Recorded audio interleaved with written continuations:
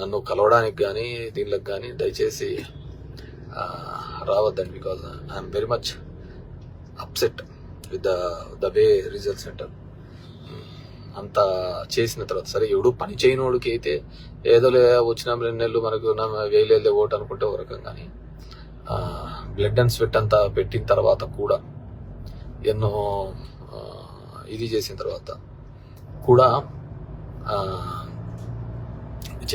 నాకు నిజంగా feel very upset. So నన్ను కలవడానికి కూడా దయచేసి నేను I want to come back, నేను దాని నుంచి బయటకు రావడానికి కూడా నాకు టైం పడుతుంది. నన్ను కలవడానికి కూడా దయచేసి కొన్ని రోజులు ఎవరు రావద్దు. ఎందుకంటే ఎవరు కష్టపడలేదని నేను చెప్పడం లేదు, కార్యకర్తలు అందరూ కూడా బాగా కష్టపడినారు, చేసినారు.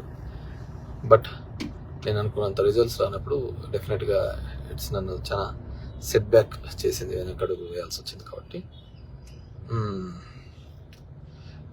దయచేసి నన్ను కలవడానికి కానీ దీనికి కానీ కొన్ని రోజులు నన్ను let me live my own. ఇది ఎందుకంటే I spent my personal life, నా వ్యక్తిగత జీవితం అంతా చేశాను. మా వైఫ్, నా ఫ్యామిలీ లైఫ్తో కూడా నేను స్పెండ్ చేయడం జరిగింది. ఇంతకుముందు నేను చెప్పిన విధంగానే ఇప్పుడు రాత్రి 2 గంటలకు వస్తానే పొద్దున్నే 7 గంటలకు పోయేవాళ్ళు అనుకోండి. ఏదో అదొక చేయాలా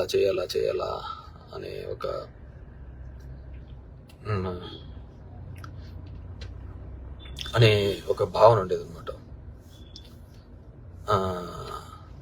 సో అలా చేశాను కాబట్టి రియల్లీ అప్సెట్. అంటే నేను కాదు, మా కుటుంబం అంతా చేసింది. పాపం I feel very sad about my wife.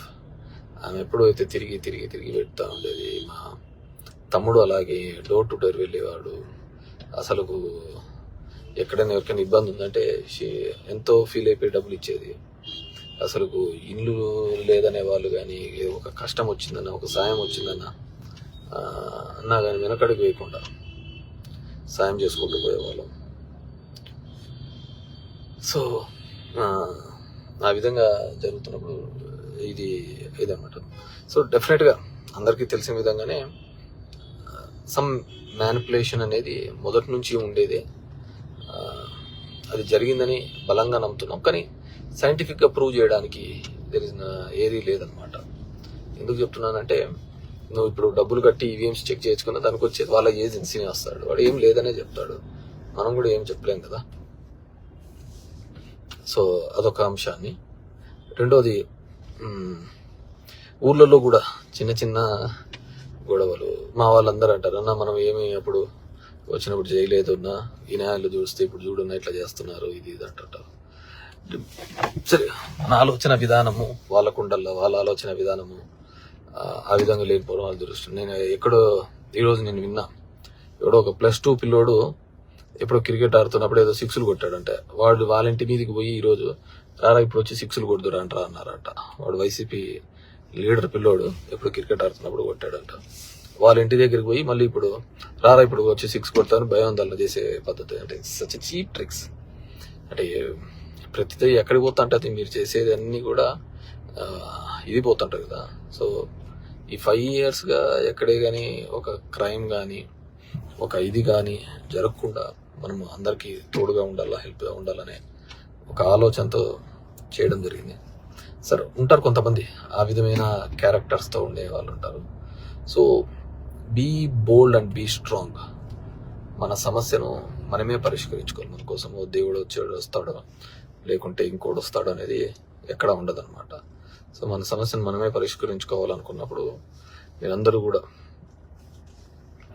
ఎవరికి వాళ్ళు కూడా గట్టిగా ఉండి అందరూ కూడా కలిసికట్టుగా పనిచేసే విధంగా అందరూ కూడా ప్రయత్నం చేయాలని చెప్పేసి కోరుకుంటాను. నిజంగా జరుగుతున్న పరిణామాలు ఇవన్నీ కూడా కొంతమంది నిన్న చూసాం, దాడిశెట్టి రాజా మాట్లాడుతూ సీఎం వాళ్ళు తీసుకొచ్చి చీకటి పడుతుంది, ఏం చేస్తావు రా